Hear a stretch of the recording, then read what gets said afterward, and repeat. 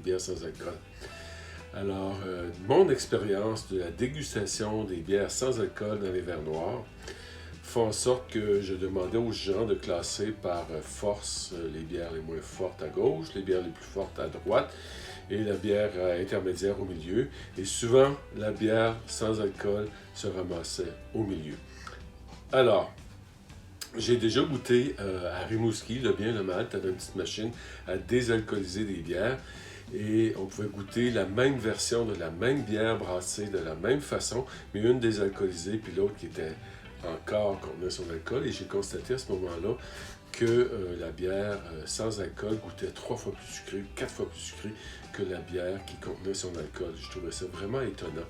Ça m'a aidé, ça, quand l'épicerie m'a demandé de faire une analyse à l'aveugle de plusieurs bières sans alcool et de leur équivalent avec de l'alcool.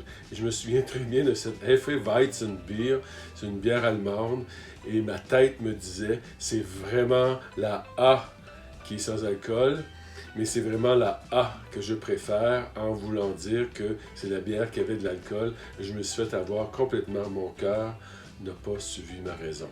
Mais mon plus beau souvenir des bières sans alcool, c'est lorsque une soirée du Nouvel An, ma fille invite ses chums, début de la vingtaine, et je leur dis que je leur paye la bière toute la soirée. Vous me voyez venir, j'ai servi de la bière sans alcool toute la soirée. Et ils ont éprouvé tous les symptômes de l'ivresse. Ils ont fêté comme ça se peut pas. Le lendemain matin, ils avaient mal à la tête.